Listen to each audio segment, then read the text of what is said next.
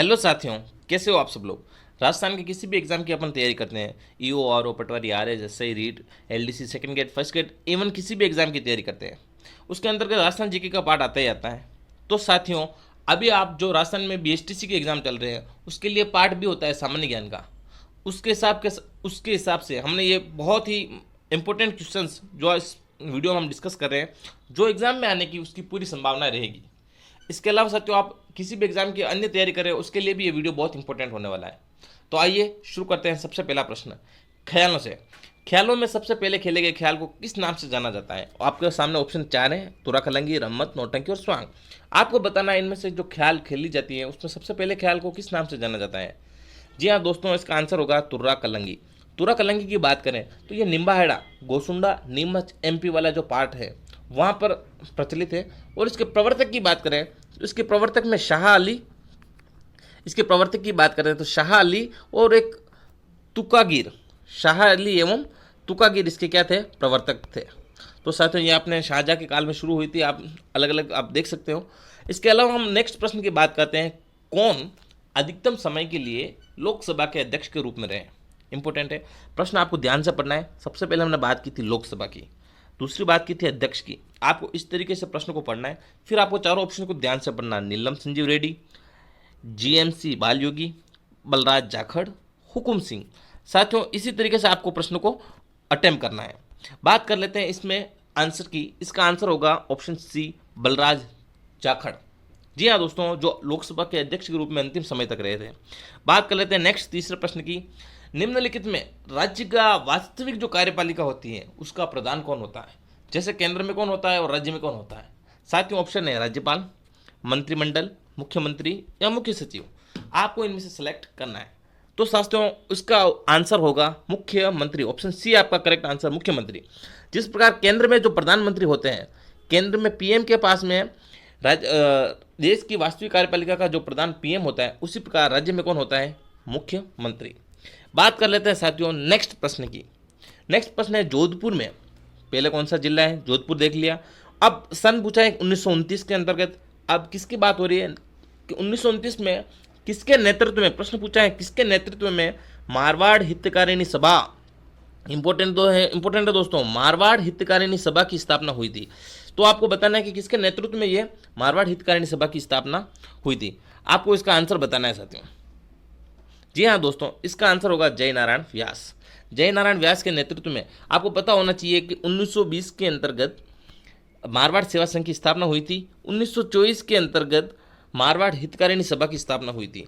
उसी के नेतृत्व में 1929 के अंतर्गत मारवाड़ हितकारिणी सभा की स्थापना जोधपुर में जय नारायण व्यास की अध्यक्षता में हुई थी। नेक्स्ट बात कर लेते हैं दोस्तों, राजस्थान के गठन के समय प्रथम चरण के दौरान जो मत्स्य संघ जो बना था, आपको पता है 7 चरण थे, उसमें से पहला चरण था मत्स्य संघ। मत्स्य संघ के कितनी रियासतें शामिल की गई थी। इंपॉर्टेंट है दोस्तों, इसके अंतर्गत आपको आंसर बताना है। जी हाँ दोस्तों, 18 मार्च 1948, आपको पता होगा कि 18 मार्च 1948 के दिन मत्स्य संघ को अलवर, भरतपुर, धौलपुर और करौली ABCD याद करने की ट्रिक है दोस्तों। ABCD, अलवर, भरतपुर, करौली, धौलपुर, इनको मिलाकर 4 और उसके साथ में एक निमराना को मिलाकर 5। इसका आंसर होगा D को मिलाकर क्या क्या क्या राजस्थान में मत्स्य संघ की इसमें 5 रियासतें शामिल थी। बात कर लेते हैं नेक्स्ट क्वेश्चन की साथ। नेक्स्ट बात करते हैं दक्षिणी पूर्वी राजस्थान की बोली कौन सी है। अब आपको ये पता है कि ये राजस्थान है दोस्तों, इसके अंतर्गत दक्षिणी कौन सा है, ये दक्षिण है, और ये पूर्व कौन सा है, तो ये पूर्व है। तो यहाँ जो कोटा, झालावाड़, बूंदी है, उसकी जो बोली है वो कौन सी है, वो आपको बताना है। जी हाँ साथियों, इसका आंसर रहेगा आपके मालवी। क्या रहेगा, option B is correct answer, Malvi. Malvi की बात कर लेते हैं दोस्तों। तो ये कोटा, झालावाड़, प्रतापगढ़ की साइड में बोली जाती है। ये मारवाड़ी एवं ढूंढाड़ी का मिश्रण है। कौन सी, मारवाड़ी। अगर प्रश्न पूछ ले कि किसका मिश्रण है तो मारवाड़ी के साथ में ढूंढाड़ी का मिश्रण है, ढूंढाड़ी का मिश्रण है। ठीक है दोस्तों, ये कर्णप्रिय बोली बोली जाती है ताकि इससे कानों को सुनने में अच्छा लगता है। नेक्स्ट प्रश्न की बात करते हैं। प्रश्न नंबर 7, वशिष्ठ पुरस्कार। इंपॉर्टेंट है, पुरस्कार से प्रश्न एनी टाइम पूछे जाते हैं। वशिष्ठ पुरस्कार किस वर्ष प्रदान किया जाता है, आपको पता होना चाहिए। ये प्रश्न इसका बहुत इंपॉर्टेंट प्रश्न है और ये इसका आंसर है 1985-86। 1985-86 में सबसे पहले अगर बात करें तो सर्वप्रथम ये किसको दिया गया था, सर्वप्रथम की बात करते हैं तो सर्वप्रथम की बात करते हैं तो ये पोकरमल, ये याद रखना दोस्तों, पोकरमल जो एक एथलीट्स है, पोकरमल के साथ साथ दो अन्य और थे जो साइकिलिंग के लिए दिया था। पहला है रामदेव शर्मा और है ललित छिंगानी। मेरे साथ बोलिए, पोकरमल, रामदेव शर्मा और ललित छिंगानी, इनको सर्वप्रथम 1985-86 में गुरु वशिष्ठ पुरस्कार प्रदान किया गया था। बात कर लेते हैं नेक्स्ट क्वेश्चन की। नेक्स्ट क्वेश्चन है दोस्तों, ये थोड़ा सा एक एक्स्ट्रा छुप गया था। नेक्स्ट क्वेश्चन की बात कर लेते हैं, 8वें नंबर पर है। ये लेखकों के नाम दिए गए हैं, इन लेखकों में किसकी कहानी जिस पर आधारित फिल्म है पहेली का निर्माण अमोल पालेकर द्वारा किया गया। अमोल पालेकर ने एक जो मूवी बनाई थी वो किस राइटर के आधार पर बनाई गई थी, ये आपको आंसर देना है। जी हाँ दोस्तों, इसका आंसर होगा विजयदान देथा। विजयदान देथा की जो दुविधा नामक जो कहानी थी उसके ऊपर पहेली नामक फिल्म का निर्माण किया गया है। तो दुविधा कौन सी थी, दुविधा, ये प्रश्न पूछ रहा है, दुविधा किसकी रचना है, तो दुविधा है विजयदान देथा की रचना है। इस पर कौन सी मूवी बनी है, पहेली मूवी बनी है। आपको पता है किसने, इसके जो बनाने वाले कौन है, तो अमोल पालेकर हैं। ये इंपॉर्टेंट क्वेश्चन था। नेक्स्ट प्रश्न की बात कर लेते हैं साथियों। राज्य मंत्रिपरिषद के सदस्य व्यक्तिगत रूप से किसके प्रति उत्तरदायित्व रहते हैं। यहाँ प्रश्न मैंने पूछा है व्यक्तिगत रूप से, नॉट सामूहिक रूप से। तो आप बताइए व्यक्तिगत रूप से किसके प्रति उत्तरदायी रहते हैं। इसका आंसर होगा व्यक्तिगत रूप से राज्यपाल के। तो मैं आपको पूछूं दोस्तों कि ये सामूहिक रूप से किसके प्रति उत्तरदायी रहते हैं। सामूहिक रूप से राज्य मंत्रिपरिषद के सदस्य सामूहिक रूप से किसके प्रति उत्तरदायी रहते हैं। तो इसका आंसर होगा, राज्य की बात करें तो विधानसभा। किसकी होगी दोस्तों, विधानसभा सामूहिक रूप से और व्यक्तिगत रूप से मंत्रिपरिषद राज्यपाल के प्रति उत्तरदायी रहती है। ठीक है दोस्तों, नेक्स्ट प्रश्न की बात कर लेते हैं। पोत, हाकर, सरी, ये आभूषण कहाँ पहने जाते हैं। बहुत ही मोस्ट इंपॉर्टेंट क्वेश्चन है दोस्तों, क्योंकि ये प्रश्न आते ही रहते हैं। पोत, हाकर, अब आपको हाकर कहाँ बोले, आपको ट्रिक है हाकर यानी जैसे हम गाय भैंस को मुंह गले में बांधते हैं, तो ये आंसर क्या होगा, गले में। इसके अलावा दोस्तों बात कर लेते हैं हमेल, इंपॉर्टेंट हो दोस्तों, हमेल जो बहुत बार प्रश्न में पूछा गया है। जंतर, हमेल है, जंतर है। रामनामी, ये भी बहुत बार प्रश्न में पूछा गया है। रामनामी ये कहाँ पहनी जाती है, तो ये भी कहाँ पहनी जाती है दोस्तों, गले में पहनी जाती है। ठीक है दोस्तों, बात कर लेते हैं नेक्स्ट क्वेश्चन की बात करते हैं। तो चित्रकला की किस शैली को प्रकाश में लाने का श्रेय डॉक्टर फैयाज अली को जाता है। आपको पता होगा फैयाज अली को कौन सी शैली को प्रकाश में लाने का श्रेय जाता है। जी हाँ दोस्तों, सही कह रहे हो आप, किशनगढ़ शैली। राजस्थान की मोनालिसा, आपने नाम सुना होगा, राजस्थान की मोनालिसा नाम से आपने नाम सुना होगा। मोनालिसा इटली का एक जो प्रसिद्ध चित्र है। तो राजस्थान में बनी ठनी, आपको पता होगा दोस्तों, बनी ठनी जो है उसको राजस्थान की मोनालिसा कहा गया है। इसको राजस्थान की मोनालिसा किसने कहा था, तो आपको एरिक डिक्सन ने कहा था। ये इंपॉर्टेंट है, राजस्थान की मोनालिसा एरिक डिक्सन ने कहा था। तो उसको प्रकाश में लाने का श्रेय डॉक्टर फैयाज अली को है। तो कौन सी शैली है, किशनगढ़ शैली। बहुत इंपॉर्टेंट है, ये याद रखें। नेक्स्ट प्रश्न की बात करते हैं। जोधपुर के अंदर जो मेहरानगढ़ दुर्ग है उसका निर्माण किसने करवाया था। ये इंपॉर्टेंट क्वेश्चन है दोस्तों, याद रखना, राव जोधा। क्योंकि 1459 के अंतर्गत 1459 के अंतर्गत राव जोधा ने मेहरानगढ़ दुर्ग की नींव रखी थी। तो आपको अगर पूछ ले तो 1459 मेहरानगढ़ दुर्ग की नींव किसने रखी थी, राव जोधा ने रखी थी। यहाँ से एक प्रश्न आता है, मेहरानगढ़ दुर्ग को अन्य किस नाम से जाना जाता है। तो आपको बताओगे चिड़िया टोक, उसके बाद मयूर आकृति होने के कारण इसको मयूर ध्वजगढ़, और मयूर की आकृति के कारण से मयूर ध्वजगढ़ भी कहा जाता है। ब्लू सिटी जोधपुर को कहा जाता है। इंपॉर्टेंट हो दोस्तों, ये भी याद रखें। मृत्युभोज जो साथियों एक कुप्रथा भी है, इसे किस नाम से जाना जाता है। इंपॉर्टेंट है, आपको बताना है मृत्युभोज को किस नाम से जाना जाता है। जी हाँ साथियों, मृत्युभोज को किस नाम से जाना जाता है, मौसर। क्या कहा जाता है दोस्तों, मौसर, मृत्यु। बात कर लेते हैं, यहाँ इंपॉर्टेंट क्वेश्चन है दोस्तों, महाराणा निम्नलिखित में से कौन सा ग्रंथ, महाराणा कुंभा, यहाँ कुंभा आपने देख लिया लेकिन द्वारा रचित नहीं पूछा है दोस्तों। इंपॉर्टेंट क्वेश्चन होते हैं कि आपको हाँ और नहीं के प्रश्न एक बार आपको ध्यान रख से पढ़ लेने चाहिए, ताकि आपको आंसर करते हुए फिर बाहर आके आपको गिल्ट फील नहीं हो कि यार मैंने वो आता हुआ गलत कर दिया। इसमें क्या पूछा है, नहीं पूछा है। संगीत राज, संगीत मीमांसा, संगीत स्वप्न और सूढ़ प्रबंध, इनमें से कौन सा दोस्तों नहीं है, ये आपको बताना है। बताइए दोस्तों। जी हाँ दोस्तों, संगीत स्वप्न, देखिए संगीत राज, संगीत मीमांसा, सूड प्रबंध, इसके अलावा दोस्तों कामराज रतिसार, कामराज रतिसार, संगीत सुधा, संगीत सुधा। बात करते हैं वाद्य वाद्य प्रबंध, ये किसकी रचना है? ये सभी महाराणा कुंभा की रचना है, लेकिन इसमें संगीत स्वप्न है, ये रचना महाराणा कुंभा के द्वारा रचित नहीं है। नेक्स्ट बात कर लेते हैं दोस्तों, कौन सा प्रसिद्ध राजस्थानी गीत एक युवती के सौंदर्य का वर्णन करता है? आपको पता होगा राजस्थान में, पश्चिमी राजस्थान के अंतर्गत, पश्चिमी राजस्थान की बात कर लेते हैं, जहाँ रेगिस्तान में हमारे रेगिस्तान जो है थार का महान मरुस्थल, इसके अंतर्गत प्रेम का विरह गीत बहुत सारे रहे हैं। उन्हीं में से एक गीत है, आपको ये बताना है कि राजस्थानी गीत कौन सा है जो एक युवती के सौंदर्य की बात करता है। जी हाँ दोस्तों, मूमल, ऑप्शन बी आपका एट द सही है, क्योंकि मूमल के अंदर आपको पता होगा मूमल जैसलमेर के लोदरबा की राजकुमारी थी। यहाँ से प्रश्न पूछता है कि मूमल कहाँ की राजधानी थी, कहाँ की राजकुमारी थी? तो लोदरबा की राजकुमारी थी मूमल। तो ये प्रश्न आपको ऊपर पूछा जा सकता है, ये भी आपको याद रखना है। बात कर लेते हैं साथियों, नया नेक्स्ट प्रश्न, सरपंच। सरपंच गांव से, हम सभी गांव से जुड़े हुए हैं, तो उनके जो चुनाव में कौन कौन भाग लेते हैं, ये प्रश्न भी सरकार में कई बार हर एग्जाम में पूछा गया है। तो आप ये बताइए कि सरपंच के चुनाव में कौन कौन भाग लेते हैं? ग्राम सभा द्वारा निर्वाचित पंच, पंचायत क्षेत्र के पंजीकृत मतदाता, गांव के सभी प्रबुद्ध नागरिक, या उनमें से कोई नहीं, ये आपको बताना है। जी हाँ साथियों, इसका आंसर होगा पंचायत क्षेत्र के पंजीकृत मतदाता, क्योंकि जो मतदाता है जिनका नाम मतदान सूची में है, वो सभी मिलकर सरपंच के चुनाव में भाग लेते हैं और सरपंच का निर्माण करते हैं। सरपंच से सबसे पहले वार्ड पंच, फिर सरपंच का निर्माण होता है। सरपंच गांव की सबसे बड़ा मुखिया होता है। बात कर लेते हैं, महाराणा प्रताप ने किस वर्ष में मेवाड़ राज्य की राजगद्दी संभाली? इंपॉर्टेंट क्वेश्चन है दोस्तों। इसको जो महाराणा प्रताप, जिनका जन्म 9 मई 1540 को हुआ था, आपको पता ही है 9 मई 1540 महाराणा प्रताप का जन्म बहुत बार पूछा जाता है। अब आपको ये बताना है कि उन्होंने जो मेवाड़ की राजगद्दी संभाली थी वो कब संभाली थी?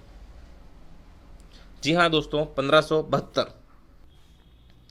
जी हाँ दोस्तों, 28 फरवरी 1572, 28 फरवरी 1572 को महाराणा प्रताप ने मेवाड़ राज्य की राजगद्दी संभाली थी।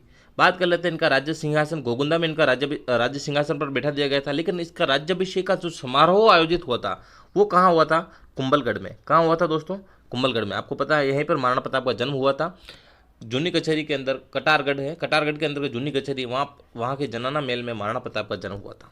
बात कर लेते हैं नेक्स्ट क्वेश्चन की, मत्स्य महाजनपद। आपको पता होना चाहिए 16 महाजनपद थे, अंग, मगध, काशी, कौशल, चेदी, वत्स, कुरु, पांचाल, मत्स्य, सूरसेन, अश्मत, अवंती, कंबोज, गांधार, इस तरीके से 16 महाजनपद थे।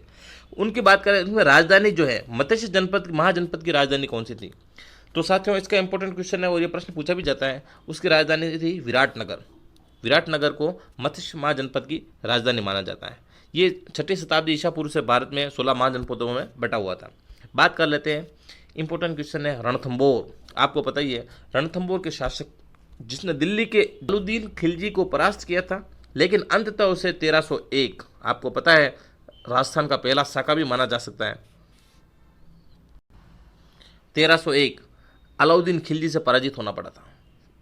गुगा, सपालदक, हमीर देव, राजा जयंत। इंपॉर्टेंट क्वेश्चन है दोस्तों और ये प्रश्न पूछा भी गया है कई सारे एग्जाम में। तो आपको बताना है कि इसका आंसर क्या होगा। जी हाँ दोस्तों, हमीर देव चौहान, ऑप्शन सी। 1301 के अंतर्गत मतलब अलाउद्दीन खिलजी आक्रमण करता है। आपको पता है उसकी बेटी पद्मला जो एक जल जौहर भी करती है, 1301 के अंतर्गत माना गया है। इस समय अलाउद्दीन खिलजी ने धोखे से इस किले पर अधिकार किया था। बात कर लेते हैं एक ही आंदोलन। नेक्स्ट क्वेश्चन है, एक ही आंदोलन के नेता कौन थे जो 1920 से 20 के अंतर्गत वर्तमान राजस्थान जो है और गुजरात के आदिवासी बहुल सीमा क्षेत्र में आंदोलनरत है, यानी जिन्होंने एक ही आंदोलन के द्वारा 1920 में अलग जगह थी, वो कौन थे? इंपॉर्टेंट क्वेश्चन है दोस्तों, जिन्हें आदिवासियों का मसीहा कहा जाता है, अर्थात बावजी भी कहा जाता है। इंपॉर्टेंट प्रश्न है, बावजी के नाम से जो विख्यात हैं। 1920 की बात कर रहे हैं। मातृकुंडिया कहाँ है दोस्तों? चित्तौड़गढ़ के मातृकुंडिया स्थान से जिन्होंने कहा था, जी हाँ दोस्तों, उनका नाम है Motilal Tejawat. Motilal, option B is correct answer, Motilal Tejawat. साथियों, नेक्स्ट प्रश्न की बात कर लेते हैं, जूनागढ़ किला। जूनागढ़ कहाँ है? बीकानेर के अंतर्गत है। इस किले का पुराना नाम कौन सा है? चिंतामणि, लालगढ़, करणचंद, तारागढ़। इंपॉर्टेंट क्वेश्चन है दोस्तों। इसे कहते हैं Lalgarh. Option B is correct answer. Junagarh किले का पुराना नाम क्या कौन सा है? तो लालगढ़ किला, जो बीकानेर में स्थित है। बात कर लेते हैं साथियों नेक्स्ट क्वेश्चन की। राजस्थान के राज्य निर्वाचन आयोग का गठन किस वर्ष किया गया? इंपॉर्टेंट क्वेश्चन है दोस्तों, और प्रश्न पूछा भी जाता है दोस्तों। इसका आंसर है 1994। Option C is correct answer. 1994 के अंदर अगर ये पूछ ले कि किस अनुच्छेद के अंतर्गत आता है, तो 243 के। इंपॉर्टेंट प्रश्न है, ये भी प्रश्न पूछा जा सकता है। 243 के अंतर्गत राज्य निर्वाचन आयोग का गठन किया गया है। कब किया गया है? तो जुलाई 1994। अगर महीना पूछे तो जुलाई 1994। नेक्स्ट प्रश्न की बात कर लेते हैं साथियों। निम्नलिखित में से किस वर्ष में राजस्थान में राष्ट्रपति शासन था? 2008, 1971, 1967 और 1985। दोस्तों एक ट्रिक याद रखना, इसका आंसर होगा option C is correct answer. 67, 77, 80 और 92। 1992। ये चार सन 67, 77, 80 और 92, यहाँ तक आप इन चारों सनों में राजस्थान में राष्ट्रपति शासन लागू था। नेक्स्ट प्रश्न की बात कर लेते हैं। राजस्थान विधानसभा में कितनी महिला मुख्यमंत्री रही है? इंपॉर्टेंट क्वेश्चन है। महिला मुख्यमंत्री का प्रश्न हमेशा क्योंकि एक महिलाओं के लिए महिला आज हर क्षेत्र में प्रगति कर रही है, तो क्या राजस्थान की विधानसभा में भी कोई महिलाएं रही हुई है? कितनी महिलाएं रही हैं? 4, 1, 3, 2। लेकिन दोस्तों दुखद बात है कि पूरे राजस्थान में मुख्यमंत्री देश आज़ादी के बाद में केवल एक, मात्र एक। Option B is correct answer. कौन थे आपको बताना है कमेंट करके। जी हाँ दोस्तों, मैं बता देता हूँ आपको। 2003 से 2008 तक, 2003 से 2008 तक मुख्यमंत्री श्रीमती वसुंधरा राजे सिंधिया, जो 12वीं विधानसभा में के अंतर्गत मुख्यमंत्री के पोस्ट पर रही थी। तो कौन से केवल कितना है? केवल एक, मात्र एक मुख्यमंत्री कौन है? वो है श्रीमती वसुंधरा राजे सिंधिया। नेक्स्ट प्रश्न साथियों, बात कर लेते हैं राजस्थान विधानसभा के पहले उपाध्यक्ष। तो साथियों हमने बात की थी राजस्थान विधानसभा के पहले उपाध्यक्ष, तो इसका आंसर होगा Lal Singh Shekhawat. Option C is correct answer. बात कर लेते हैं निम्नलिखित में से किसे चक्रपाणी मिश्र द्वारा नहीं लिखा गया है? इंपॉर्टेंट प्रश्न है दोस्तों। नहीं वाले प्रश्न आज के कंपटीशन एग्जाम में बहुत ज़्यादा पूछे जाते हैं, तो आपको ध्यान रखना चाहिए। तो इसमें ऑप्शन है विश्व वल्लभ, राज्याभिषेक पद्धति, मुहूर्तमाला और देवमूर्ति प्रक्रमण। ये कौन है चक्रपाणी मिश्र? पहले तो महाराणा प्रताप के दरबारी कवि रहे हुए हैं। महाराणा प्रताप के दरबारी कवि चक्रपाणी मिश्र। कौन सा इसमें से जो रचना इन्होंने नहीं लिखी है? तो आपको दोस्तों इनमें से प्रश्न आपको आंसर देना है। तो सबसे पहले बात कर लेते हैं दोस्तों। विश्व वल्लभ भी लिखी है, राज्याभिषेक पद्धति भी लिखी है और मुहूर्तमाला भी लिखी है। देवमूर्ति प्रकरण नहीं लिखा है, यानी दोस्तों इसका आंसर होगा डी इज करेक्ट आंसर। इसके अलावा दोस्तों बात कर लेते हैं कि व्यवहार दर्श, ये इंपॉर्टेंट पूछा जाता है। व्यवहार दर्श यह पुस्तक या यह रचना किसकी है? तो ये भी चक्रपाणी मिश्र की है, जो महाराणा प्रताप के दरबारी कवि थे। नेक्स्ट प्रश्न की बात कर लेते हैं साथियों। मांड महोत्सव, खालिस्तान ने आपको यह भरना है कि मूल रूप से मांड महोत्सव के रूप में जाना जाता है। साथियों मांड महोत्सव के रूप में किसे जाना जाता है? मारवाड़ को। जी हाँ दोस्तों, मारवाड़ को, जो अश्विनी पूर्णिमा को जोधपुर, मारवाड़ अर्थात मुख्य रूप से जोधपुर है, वहाँ मांड महोत्सव आयोजित किया जाता है। तो इसका आंसर होगा ए इज करेक्ट आंसर। बात कर लेते हैं पश्चिमी परिक्षेत्र संस्कृति केंद्र। साथियों जैसे ऑप्शन आता है पश्चिमी परिक्षेत्र संस्कृति केंद्र, हमारा ध्यान राजस्थान में पश्चिमी क्षेत्र में जाता है। जयपुर, जैसलमेर, बाड़मेर, इधर गंगानगर, बीकानेर की साइड जाता है। लेकिन दोस्तों यह इसका आंसर पश्चिमी परिक्षेत्र केंद्र पहले कहाँ स्थित है? तो उदयपुर में स्थित है। बहुत महत्वपूर्ण प्रश्न है दोस्तों। इसका अध्यक्ष कौन होता है? हमें प्रश्न में पूछा गया है अध्यक्ष के, तो इसका इंपॉर्टेंट चीज़ है राजस्थान के राज्यपाल। जी हाँ दोस्तों, राजस्थान के राज्यपाल को जैसे इसका अध्यक्ष बनाया जाता है। बात कर लेते हैं कि राजस्थान के अलावा महाराष्ट्र, गुजरात, गोवा, दमन, दीव, दादरा नगर हवेली में 1986 में इस केंद्र की स्थापना की गई थी। इसी टाइप्स में राजस्थान के मुख्य राज्यपाल जो होते हैं इसके अध्यक्ष होते हैं। बात कर लेते हैं नेक्स्ट प्रश्न की। किस लोक देवता के माता पिता का नाम हंसा देवी और लोहट जी था? माता का नाम हंसा देवी और पिता का नाम लोहट जी। इंपॉर्टेंट प्रश्न है, लोक देवता से एक प्रश्न जरूर बनता है। जी हाँ दोस्तों, इसका आंसर होगा option C is correct answer.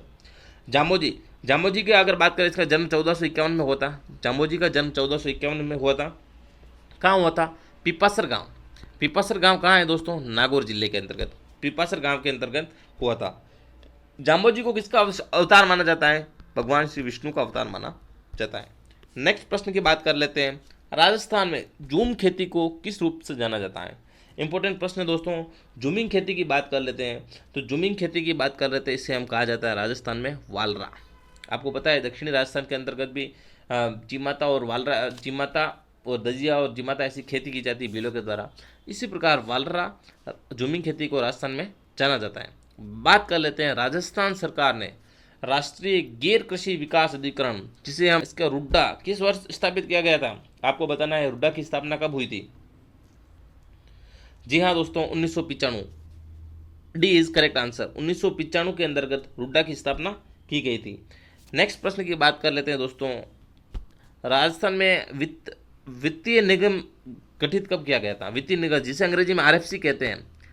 RFC की स्थापना कब की गई थी दोस्तों? अगर प्रश्न पूछ रहे हैं वित्त निगम का, तो वित्त निगम का जो अधिनियम आया था 1951, अधिनियम आया था 1951 के तहत ऑप्शन, ये जो बी जिसमें थोड़ा ऊपर नीचे हो गया है, 1955 के अंतर्गत आरएफसी की स्थापना की गई है। किस अधिनियम के तहत? 1951 के वित्त अधिनियम के तहत 1955 के अंतर्गत वित्तीय निगम गठित किया गया था। इंपॉर्टेंट प्रश्न है दोस्तों। नेक्स्ट प्रश्न की बात कर लेते हैं, राजस्थान में दक्षिण पश्चिम से उत्तर पूर्व तक जलवायु विभाजन का रूप में कौन कार्य करता है? ये आपका राजस्थान है दोस्तों। अब हम बात कर लेते हैं दक्षिण, ये दक्षिण है, ये पश्चिम, ये दक्षिण पश्चिम से लेकर उत्तर पूर्व, ये उत्तर है और ये पूर्व दिशा है।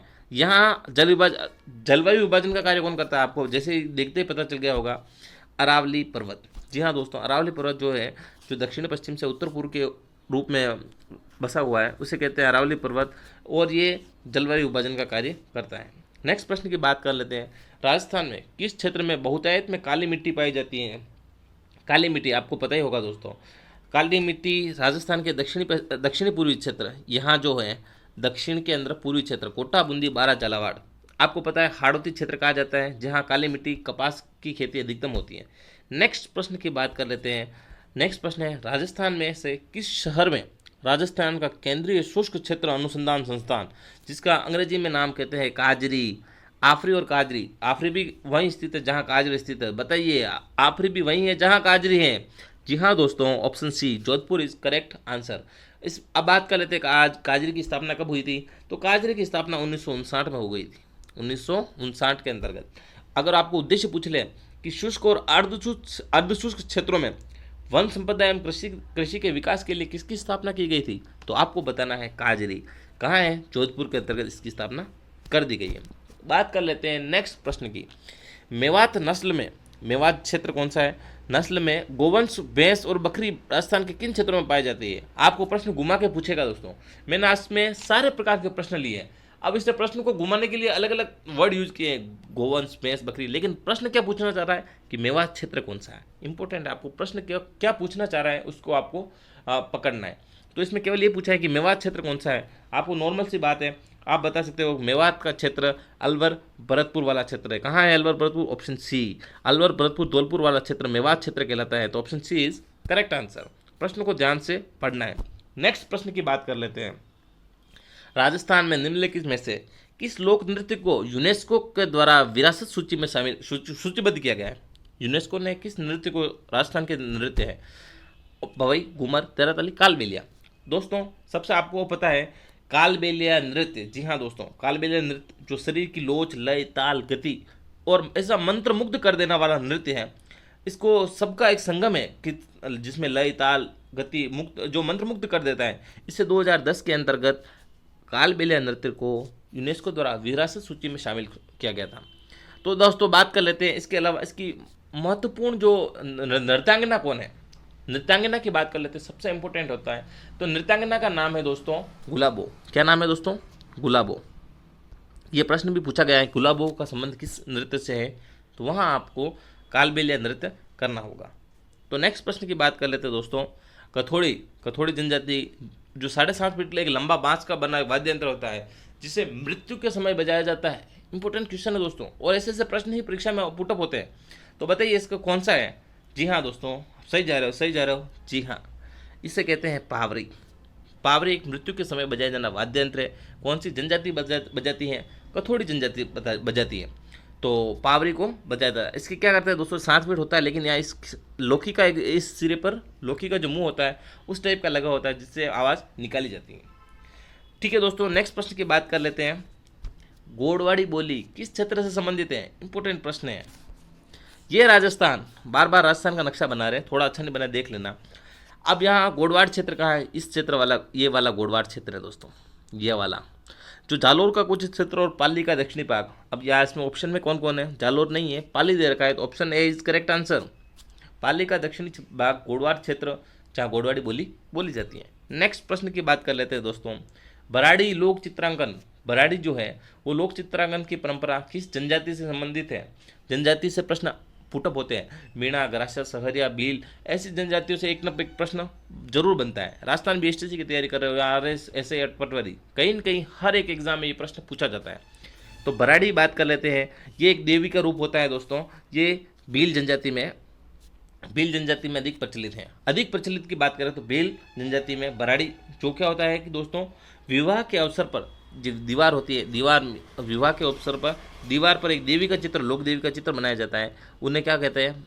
भराड़ी। ठीक है दोस्तों, तो ये किस जनजाति से संबंधित है? भील जनजाति से। अब नेक्स्ट प्रश्न, ब्रिचेस क्या है? ब्रिचेस वस्त्र है दोस्तों। ये कौन सा वस्त्र कौन पहना जाता है, क्या है, इसके बारे में आपको बताना है। जी हाँ दोस्तों, प्रश्न को ध्यान से पढ़ना है। अब बात कर लेते हैं, इसका आंसर है पुरुष। पुरुष के द्वारा दोस्तों कमर के नीचे का जो चूड़ीदार जो वस्त्र होता है, जो पायजामा होता है, उसे क्या कहते हैं? ब्रिचेस कहते हैं। ठीक है दोस्तों, नेक्स्ट प्रश्न की बात कर लेते हैं। कुचामणि ख्याल, कुचामणि ख्याल से संबंधित राजस्थान का कौन सा कथन सही नहीं है? दोस्तों मैंने पूरी मेहनत की है इसमें, आपको जो हो बेटर से बेटर दे सकूं। ने आपको आंसर बताना है। कुचामणि ख्याल, इसके प्रवर्तक लच्छीराम जी हैं। जी हाँ। इसमें पुरुष पात्र ही स्त्री का अभिनय करते हैं। जी हाँ बिल्कुल। इसमें आपको बताना है, इसके कलाकार चेतराम, हमीद बेग और ताराचंद। जी नहीं, ये वाला थोड़ा सा डाउटफुल लग रहा है। और इसमें नर्तक ही गाना गाते हैं। बिल्कुल, दोनों सही है। तो ऑप्शन सी इसका क्या होगा? Correct answer. नेक्स्ट प्रश्न की बात कर लेते हैं। हारी बावरी कृषि का रूप किस जनजाति में प्रचलित है? हारी बावरी आपको पता होना चाहिए दोस्तों। हारी बावरी जो चौहान, जो सिरोही और उदयपुर के अंदर पाई जाती है, कौन सी जनजाति आप बताइए? गरासिया जनजाति। जी हाँ दोस्तों, option B is correct answer. Garasia जनजाति में हारी बावरी एक कृषि पद्धति होती है, वो प्रचलित होती है। गरासिया जनजाति के बारे में बता दूं, ये सर्वाधिक सिरोही और उदयपुर में प्रचलित पाई जाती है। इसके अलावा ये चौहान राजपूत को अपना वंशज मानती है। इंपॉर्टेंट क्वेश्चन है। नेक्स्ट बात कर लेते हैं, राजस्थान के से संबंधित है। उमर फारूकी, मेवाती का संबंध किस क्षेत्र से है? जो मेवात क्षेत्र से संबंधित रखते हैं उमर फारूकी, उनका संबंध किससे है? जी हाँ दोस्तों, इसका आंसर आपको बताना है। इनका आंसर है संगीत क्षेत्र से। इसके साथ में दोस्तों आपने नाम सुना होगा जहूर खां का। जहूर खां का नाम सुना होगा। जहूर खां और उमर फारूकी दोनों का संबंध संगीत क्षेत्र से है। और किस वाद्य यंत्र से है? तो पपंग वाद्य यंत्र से। इंपॉर्टेंट प्रश्न है, पूछा जाता है। पपंग वाद्य यंत्र से संबंधित जहूर खां है या नहीं है, या आपको मिलान के लिए भी पूछा जा सकता है। तो पपंग कैसा वाद्य यंत्र है? तो तत्व वाद्य यंत्र है दोस्तों। ये भी इंपॉर्टेंट प्रश्न बन जाता है, आपको याद रखना चाहिए कि ये पपंग कौन सा वाद्य यंत्र है? तत्व वाद्य यंत्र है। जहूर खां का संबंध भी पपंग से है। तो उमर फारूकी का संबंध संगीत से है। और ये कौन सा वाद्य यंत्र से संबंधित है? तो पपंग वाद्य यंत्र से है। नेक्स्ट प्रश्न की बात कर लेते हैं। भील जनजाति में कच्छाबू कौन पहनता है? जनजातियों से प्रश्न इसलिए लिए गए हैं दोस्तों कि इसमें से प्रश्न पूछे जाते हैं। कच्छाबू को कौन पहनता है? तो आपको ये बात ध्यान रखनी चाहिए कि घुटने तक का जो घाघरा होता है, जो महिलाएं पहनती हैं, घुटने तक का घाघरा जो होता है वो क्या होता है? कच्छाबू कहलाता है। बात कर लेते हैं नेक्स्ट प्रश्न की। नेक्स्ट प्रश्न है, डुगड़ो क्या है? डुगड़ो राजस्थानी शब्दावली का शब्द है दोस्तों। हर प्रकार के प्रश्न मैंने इसमें शामिल किए गए हैं। डुगड़ो क्या है दोस्तों? ये क्या है? आपको एक लोक संगीत है, महिला का आभूषण है, स्त्रियों का वस्त्र है, या बनावटी युक्त, विशेष बनावट युक्त पालकी है? दोस्तों option A is correct answer. विशेष बनावट युक्त पालकी है। पालकी में क्या होता है दोस्तों? राजा अपने जो सामंत होता है, जागीरदार या प्रतिष्ठित व्यक्ति को जो अंतपुर में बुलाने के लिए ससम्मान जो बुलाते हैं, उसके लिए एक पालकी भेजी जाती है, वो डुगड़ो कहलाती है। नेक्स्ट प्रश्न की बात कर लेते हैं दोस्तों। आरटीडीसी राजस्थान पर्यटन विकास निगम, इसका मुख्यालय कहाँ है? कुछ सरल प्रश्न है लेकिन दोस्तों ये प्रश्न कभी कभी अपने को गुच्छा दे सकते हैं। इसकी स्थापना कहाँ हुई है? तो आपको बताना है कि इसकी स्थापना पर्यटकों को आवास, भोजन और इत्यादि सुविधाएं प्रदान करने के लिए आरटीडीसी बनाई गई है। उसका मुख्यालय है जयपुर के अंतर्गत। कब बनाई गई आरटीडीसी की स्थापना? तो 1979। एक प्रश्न जो मुझे याद आता है, बहुत ज़्यादा प्रश्न पूछा जाता है कि पर्यटन को उद्योगों का दर्जा कब दिया गया है? तो 1989। क्या है दोस्तों? 89 को पर्यटकों को उद्योगों का दर्जा दिया गया है। नेक्स्ट प्रश्न की बात कर लेते हैं दोस्तों। एक स्थान से मैंने प्रश्न लिया है कि पर्यटन केंद्र जो करौली में स्थित नहीं है, इंपॉर्टेंट है दोस्तों, नहीं पूछा है, तिमनगढ़ करौली में है, मंडराले करौली में है, और रामथरा दुर्ग भी करौली में है, लेकिन नागर सागर, ये नागर सागर कुंड करौली में नहीं है। नागर सागर कुंड, जहाँ तक मुझे संभावना है, नागर सागर कुंड जो है वो बूंदी जिले में है। नागर सागर कहाँ है? बूंदी जिले में संबंधित है। नेक्स्ट प्रश्न की बात कर लेते हैं, किस शहर में दिलवाड़ा मंदिर स्थित है? दिलवाड़ा, सिरोही, माउंट आबू। शहर पूछा है, शहर पूछा है, जिला नहीं। शहर पूछा है, जिला नहीं। याद रखना है दोस्तों, माउंट आबू के अंतर्गत दिलवाड़ा के जैन मंदिर स्थित है। शहर पूछा है, हर एक छोटी छोटी बात मैंने इसमें आपको क्लियर की है। मंदिरों और स्थानों में निम्नलिखित जोड़ों में से, मतलब आपको जोड़े दे रखे, उसमें से कौन सा मिलान सही नहीं पूछा है, यहाँ पर भी नहीं पूछा है दोस्तों। ओशिया के मंदिर जोधपुर में है, सालासर बालाजी चूरू में है, जगदीश मंदिर थोड़ा सा डाउट है, रणकपुर के मंदिर पाली में है। दोस्तों जगदीश मंदिर उदयपुर में स्थित है। आपको पता होना चाहिए, राजस्थान के ऐसे मंदिर जिसको सपनों का मंदिर कहा जाता है, भगवान श्री जगन्नाथ जी का मंदिर उदयपुर में जगदीश मंदिर है। दोस्तों इनके सामने गरुड़ की प्रतिमा स्थापित है, काले रंग की श्याम वर्णी चतुर्भुजी चार भुजाओं वाले भगवान श्री कृष्ण का रूप है। तो जगदीश मंदिर कहाँ है दोस्तों? उदयपुर के अंतर्गत है। इसकी स्थापना किसने करवाई थी? ये इंपॉर्टेंट, कभी कभी प्रश्न पूछ भी लिया जाता है। तो जगत सिंह के द्वारा। किसके द्वारा दोस्तों? जगत सिंह को सपनों में आए थे, इसलिए इसको सपनों का मंदिर भी कहा जाता है। कब आए थे? 1651 के अंतर्गत। इंपॉर्टेंट प्रश्न है, ध्यान रखना, ताकि ये प्रश्न आपको 4-5 प्रश्न एक प्रश्न से मैं आपको क्लियर करवा रहा हूँ। नेक्स्ट प्रश्न बात कर लेते हैं, राजस्थान में सर्वाधिक क्षेत्र पर निम्नलिखित में से कौन सी मृदा पाई जाती है? मृदा पाई जाती है दोस्तों, यह राजस्थान, पश्चिमी राजस्थान सबसे बड़ा है। यहाँ पाई जाती है एरिडोसोल और एंटीसोल, अर्ध शुष्क एवं शुष्क जनजाति शुष्क क्षेत्र की मृदा जो सर्वाधिक क्षेत्रफल पर होगी। आंसर ए, एंटीसोल और एरिडोसोल। नेक्स्ट प्रश्न की बात कर लेते हैं दोस्तों, राजस्थान का कल्प वृक्ष। कभी कभी दोस्तों छोटे छोटे प्रश्न डुबा देते हैं। राजस्थान का कल्प वृक्ष खेजड़ी, खेजड़ी को वैज्ञानिक नाम प्रोसेपिप सन्नेरियो। दोस्त इंपॉर्टेंट क्वेश्चन है, आपको ध्यान रखना है, राजस्थान का कल्प वृक्ष के नाम से खेजड़ी को जाना जाता है। नेक्स्ट दोस्तों बात कर लेते हैं, जिसे या इंपॉर्टेंट बात करते हैं कि संस्कृत में इसे क्या कहते हैं? शमी कहते हैं। ये प्रश्न भी पूछा जाता है, खेजड़ी को संस्कृत में शमी कहते हैं, तो इसको स्थानीय भाषा में क्या कहा जाता है? जाटी कहा जाता है। स्थानीय नाम जाटी है, संस्कृत में इसे शमी कहा जाता है। इसकी पूजा किस दिन होती है? विजयादशमी। इंपॉर्टेंट है दोस्तों, विजयादशमी के दिन इसकी पूजा की जाती है। एक प्रश्न से 4-5 प्रश्न क्लियर कर रहा हूँ दोस्तों। नेक्स्ट प्रश्न की बात करते हैं, राजस्थान में ऊंट प्रजनन का कार्य निम्नलिखित में से किसके द्वारा संचालित किया जाता है? ऊंट प्रजनन का कार्य, जी हाँ दोस्तों, भारतीय कृषि अनुसंधान परिषद। Option A is correct answer. भारतीय कृषि अनुसंधान परिषद के द्वारा ऊंट प्रजनन का कार्य संचालित किया जाता है। नेक्स्ट प्रश्न की बात करते हैं, राजस्थान का प्रथम उद्योग। दोस्तों यहाँ से बहुत सारे प्रश्न थोड़ा कंफ्यूज होंगे। प्रथम उद्योग, प्रथम वस्त्र उद्योग, वस्त्र उद्योग का नाम देखते ही भिलवाड़ा करेंगे, लेकिन भिलवाड़ा नहीं है दोस्तों। यहाँ आंसर होगा आपका ब्यावर। आपको पता होना चाहिए, मैंने यहाँ प्रश्न पूछा है प्रथम, क्योंकि दोस्तों यहाँ से छोटे छोटे प्रश्न हैं जो आपको गलतियाँ नहीं करनी है। ब्यावर के अंदर आपको पता होना चाहिए निजी क्षेत्र की, कौन सी दोस्तों? निजी क्षेत्र की पहली मिल, जो उसका नाम था द कृष्णा मिल्स लिमिटेड, 1889 को, 1889 को the Krishna mill limited, the Krishna mill. तो ये आप जो वर्तमान में अगर पूछे कि वस्त्र उद्योग के लिए सबसे राजस्थान का मैनचेस्टर कौन सा है, तो वहाँ आपको भिलवाड़ा करना है, लेकिन अभी ब्यावर इसका आंसर सही होगा। बात कर लेते हैं, सब प्रश्नों का खेल होता है दोस्तों, प्रश्न शब्द बदला प्रश्न का आंसर बदल जाता है। आपको प्रश्न को 2 बार ध्यान से पढ़ना है, उसके बाद आंसर देना है। बात कर लेते हैं, धातु की अर्ध अंडाकार कुंडी जो भैंसे की खाल से मड़कर चमड़े की डोरियों से कसकर लकड़ी के डंडों से बजाई जाती है। अगर आप ग्रामीण परिवेश से संबंधित रखते हैं तो आपको पता होगा, जैसे गाँव में मंदिरों में इसका भी आयोजित किया मतलब रखी जाती है, जिसे बजाया जाता है, जिसे कहते हैं दोस्तों नौबत।